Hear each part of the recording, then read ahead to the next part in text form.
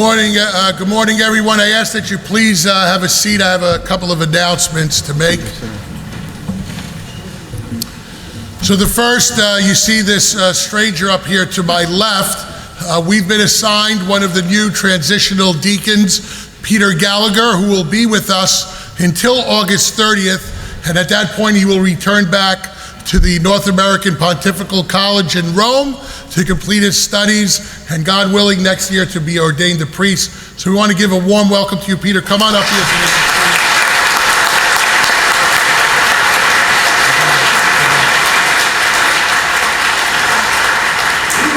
He's going to do a great job, all right? So make sure you welcome him. I'm trying to make him a Yankees fan, but it's not working.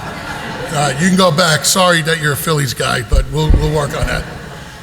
The second announcement that I have to make, in some ways is sad for us.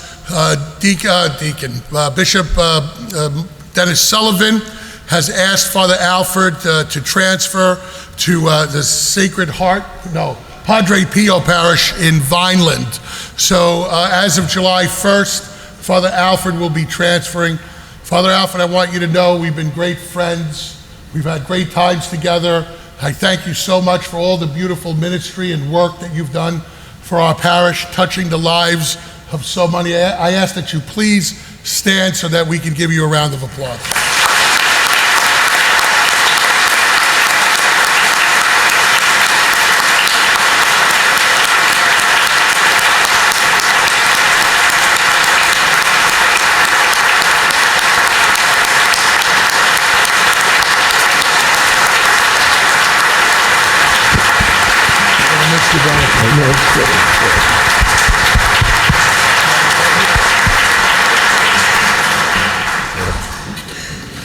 There's a couple more orders of business.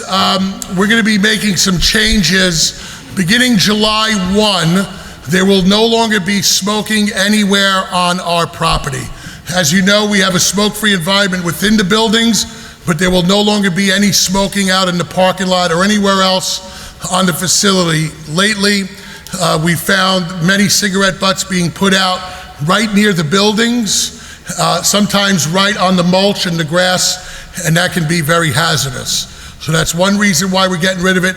The second is I don't want our children walking through smoke, nor that I want them seeing it here, especially at a place that they gather for worship and for education.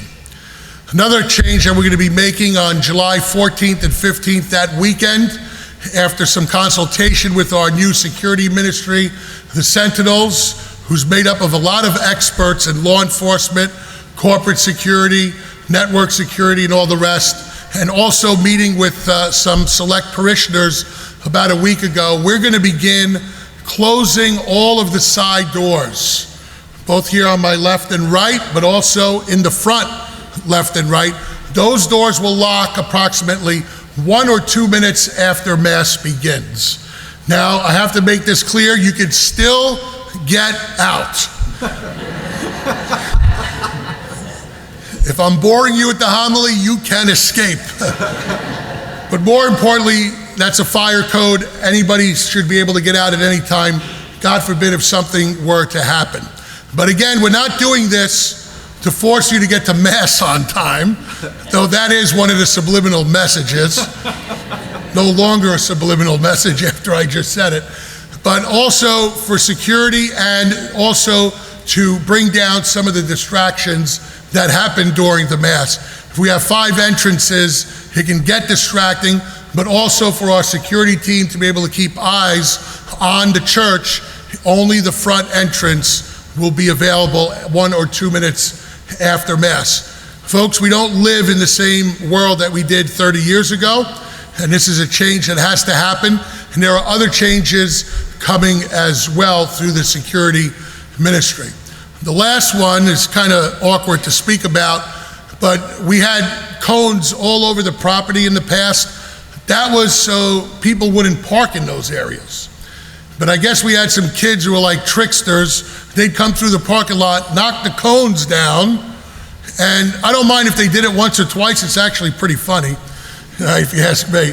But then it happened a 3rd time, 4th time, 5th time, 6th time. It just never ended. So we took the cones away. So what do you think happened when we took the cones away? People started parking on the island. No one should ever be parking on the island. No one should ever be parking coming up into the church. That is for fire trucks to be able to come into. Again, God forbid if something happened. Right? Now, I grew up in New York City, so if you got in the way of a fire truck, you know what happened to your car, right?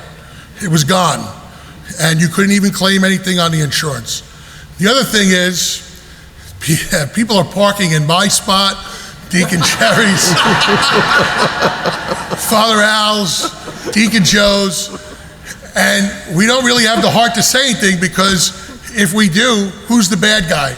The person who parked in the spot or me? I become the bad guy, because people will say what? Well, Jesus would give up his parking spot. Please try to avoid parking in those spots, because we're going back and forth doing various ministries on the weekend, even on the weekdays, right? Deacon Joe and Deacon Jerry will show up at times to run some ministry, even during the day. Me and Father Al are back to and fro for meetings and visiting the sick. Please don't park in those spots, all right? We wouldn't park in your driveway without telling you. So again, if it's an emergency, that's a different thing, but please use the spots that are out there. Sorry to keep it so long. Please have a beautiful Mass, and please remember to wish Father Alfred well and blessings. We will have, at the end of the month, the last weekend, we'll invite everybody over for coffee and cake so that you have more time to spend with Father Al on his final weekend. God bless you.